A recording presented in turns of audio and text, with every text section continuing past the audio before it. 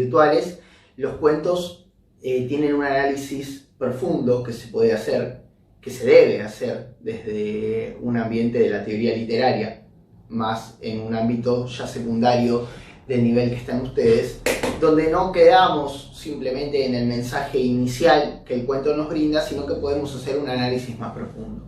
Cuando leímos el texto de Piglia, ¿sí?, la tesis del cuento, la teoría del iceberg y otras cuestiones, ¿sí?, empezamos a ver que siempre un cuento narra dos historias, ¿sí? Es decir, en algunos está más claro, en otros hay que buscarlo un poquito más. Ahora vamos a analizar y trabajar con la introducción a Genet, ¿sí? Ustedes lo tienen luego de la tesis del cuento.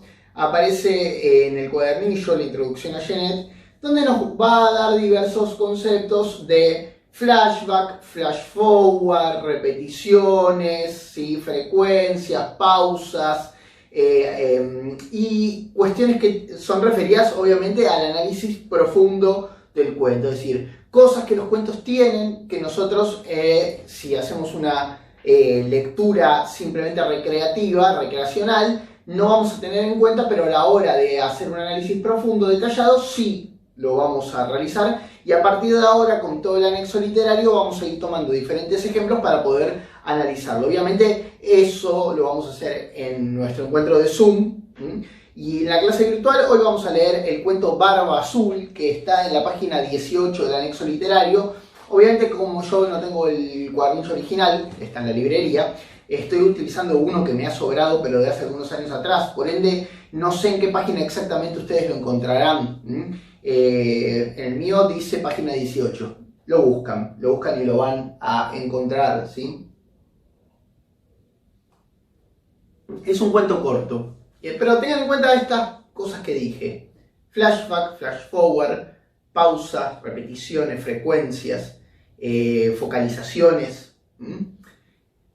Obviamente, si no leen el texto de introducción a Genet, no van a entender. Si quieren, lo pueden pispear antes del viernes de tener nuestra clase por Zoom, para que las cosas queden un poco más claritas y no los agarre tan de sorpresa.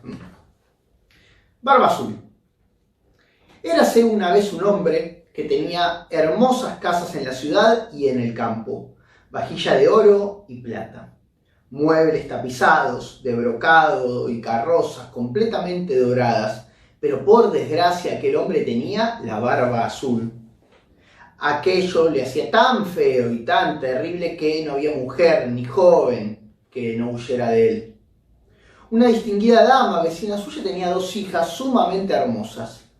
Él le pidió una en matrimonio y dejó a su elección que le diera la que quisiera. Ninguna de las dos quería, y se lo pasaban una a otra, pues no se sentían capaces de tomar por esposo a un hombre que tuviera la barba azul. Lo que tampoco les gustaba era que se había casado ya con varias mujeres y no se sabía qué había sido de ellas. Bueno, tan raro como la barba azul, que se case y las mujeres desaparezcan. Vamos a poner esa palabra, ¿sí? Barba Azul, para irse conociendo, la llevó con su madre, con 3 o 4 de sus mejores amigas y algunos jóvenes de la localidad a una de sus casas de campo, donde se quedaron 8 días enteros. Todos fueron paseos, partidas de caza, de pesca, bailes y festines, meriendas. Nadie dormía y pasaban toda la noche gastándose bromas unos a otros. En fin, todo resultó tan bien que a la menor de las hermanas empezó a parecerle que el dueño de la casa ya no tenía la barba tan azul y que era un hombre muy honesto. Por la plata baila el mono, ¿no? En cuanto regresaron a la ciudad, se consumó el matrimonio.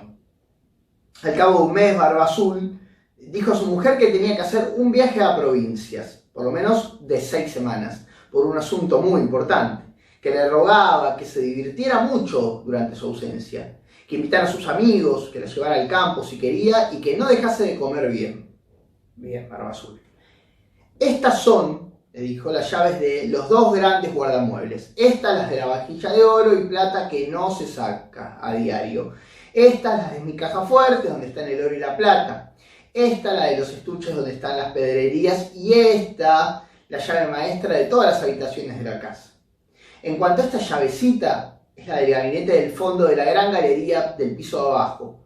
Abrí todo, andá por donde quieras, pero te prohíbo entrar en ese pequeño gabinete, y te lo prohíbo de tal suerte que si llegás a abrirlo, no habrá nada que puedas esperar de mi cólera. Que no puedas esperar de mi cólera. O sea, no abras esa sala, ese gabinete, porque se pudre todo, ¿sí? Ella prometió observar estrictamente cuando se le acababa de ordenar, y él, después de besarla, sube a su carroza y sale de viaje. Las vecinas y las amigas no esperaron que fuesen a buscarlas para ir a la casa de la recién casada, de lo impacientes que estaban de ver todas las riquezas de la casa, pues no se habían atrevido a ir cuando estaba el marido, porque su barba les daba miedo. Bueno, tiene una barba de color, tampoco tiene un enano saltándole sobre la cabeza, ¿no? Es complicado. Y ahí las tenemos recorriendo enseguida las habitaciones, los gabinetes, los guardarropas, todos a cual más bellos y ricos. Después subieron a los guardamuebles, donde no dejaban de admirar la cantidad y la belleza de las tapicerías, de las camas, de los sofás, de los guargueños, de los veladores, de las mesas y de los espejos, donde se veía uno de cuerpo entero y cuyos marcos, unos de cristal, otros de plata y otros de plata recamada en oro, eran los más hermosos y magníficos que se pudo ver jamás.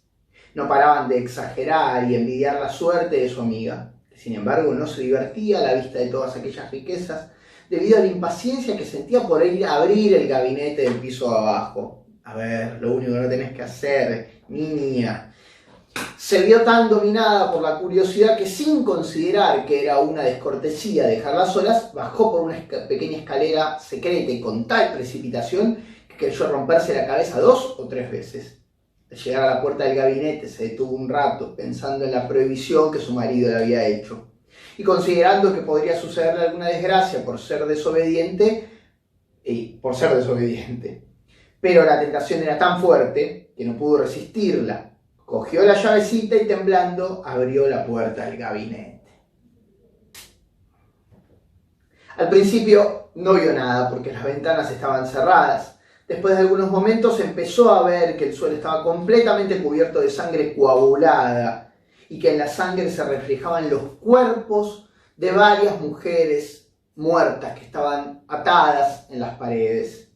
Eran todas las mujeres con las que Barbazul se había casado y que había degollado una tras otra. Creyó que se moría de miedo, y la llave del gabinete que acababa de sacar de la cerradura se le cayó de las manos. Después de haberse recobrado un poco, recogió la llave, volvió a cerrar la puerta y subió a su habitación para reponerse un poco, pero no lo conseguía de la angustiada que estaba. Habiendo notado que la llave estaba manchada de sangre, la limpió 2 o 3 veces, pero la sangre no se iba. Por más que la lavaba, incluso la frotaba con arena y estropajo, siempre quedaba sangre, pues la llave estaba encantada y no había manera de limpiarla del todo. Cuando se quitaba la sangre de un sitio, aparecía en otro. Barbazul volvió aquella misma noche de su viaje y dijo que había recibido cartas en el camino que le anunciaban que el asunto por el cual se había ido acababa de solucionarse a su favor. Su mujer hizo todo lo que pudo por demostrarle que estaba encantada de su pronto regreso.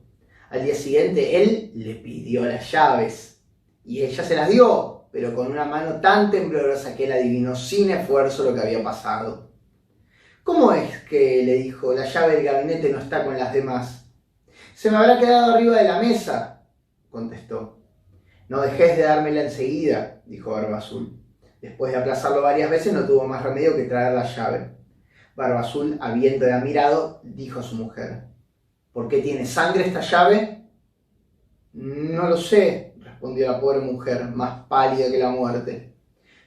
No lo sabés, prosiguió Barbazul, pues yo sí lo sé. Has querido entrar en el gabinete. Pues bien, señora, vas a entrar en él y vas a ocupar tu sitio al lado de las damas que has visto.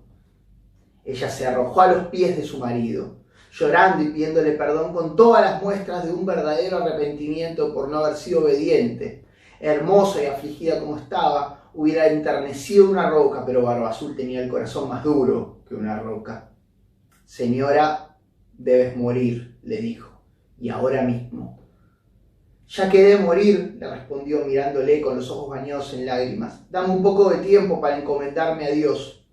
Te doy medio cuarto de hora, prosiguió Barba Azul, pero ni un momento más. Cuando se quedó sola llamó a su hermana y le dijo: Ana, hermana mía, pues así se llamaba, por favor, sube a lo más alto de la torre para ver si vienen mis hermanos. Me prometieron que vendrían a verme hoy, y si los ves, hazle señas para que se den prisa. Su hermana subió a lo alto de la torre y la pobre afligida le gritaba de cuando en cuando: Ana, hermana Ana, ¿no ves venir a nadie? Y Ana le respondía: no veo más que el sol que polvorea y la hierba que verdea. Entre tanto, Barba Azul, que llevaba un gran cuchillo en la mano, gritaba con todas sus fuerzas a su mujer: baja enseguida o subiré yo por ti. Un momento, por favor, le respondía su mujer y enseguida gritaba bajito: Ana, hermana Ana, ¿no ves venir a nadie? Y su hermana Ana respondía: no veo más que el sol que polvorea y la hierba que verdea. Bueno, Ana, ponete las pilas. Vamos, baja enseguida, gritaba Barba Azul, o subo yo por ti.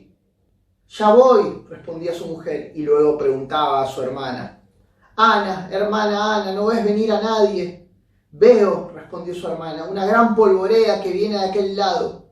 ¿Son mis hermanos? Ay, no, hermana, es un rebaño de ovejas. ¿Quieres bajar de una vez?, gritaba Barba Azul. Un momento, respondía su mujer, y luego volvía a preguntar: Ana, hermana Ana, ¿no ves venir a nadie? Veo, respondió, dos caballeros que se dirigen hacia aquí, pero todavía están muy lejos. Alabado sea Dios, exclamó un momento después, son mis hermanos. Estoy haciéndoles todas las señas para que puedo, para que se den prisa. Barba Azul se puso a gritar tan fuerte que toda la casa tembló. La pobre mujer bajó y fue a arrojarse a sus pies tan llorosa y desmelenada. Es inútil, dijo Barba Azul, tienes que morir. Luego, cogiéndola con una mano por los cabellos y levantando el gran cuchillo con la otra, se dispuso a cortarle la cabeza. La pobre mujer, volviéndose hacia él y mirándolo con ojos desfallecidos, le rogó que le concediera un minuto para recogerse. No, no, dijo, encomiéndate a Dios. Y levantando el brazo, en aquel momento llamaron tan fuerte a la puerta que Barba Azul se detuvo bruscamente. Tan pronto como la puerta se abrió, vieron entrar a dos caballeros que, espada en mano, se lanzaron directos hacia Barba Azul. Él reconoció a los hermanos de su mujer, el uno dragón y el otro mosquetero, así que huyó enseguida para salvarse, pero los dos hermanos lo persiguieron tan de cerca que lo atraparon antes de que pudiera alcanzar la salida. Le atravesaron el cuerpo con su espada y lo dejaron muerto. La pobre mujer estaba casi tan muerta como su marido y no tenía fuerzas para levantarse y abrazar a sus hermanos. Sucedió que Barba Azul no tenía herederos, y así su mujer se convirtió en la dueña de todos sus bienes. Empleó una parte en casar a su hermana Ana, tan útil, con un joven gentilhombre que la amaba desde hacía mucho tiempo. Empleó la otra parte en comprar cargos de capitán para sus dos hermanos, y el resto en casarse ella también con un hombre muy honesto, que le hizo olvidar los malos ratos que había pasado con Barba Azul. Bien. Típico cuento maravilloso, ¿sí? Donde el villano es muy villano, la buena es muy buena, pero comete un error, ¿sí? La magia aparece para ayudar o para atacar al protagonista, y luego un milagro lo salva de las garras del mal, y todos terminan felices y comen perdices.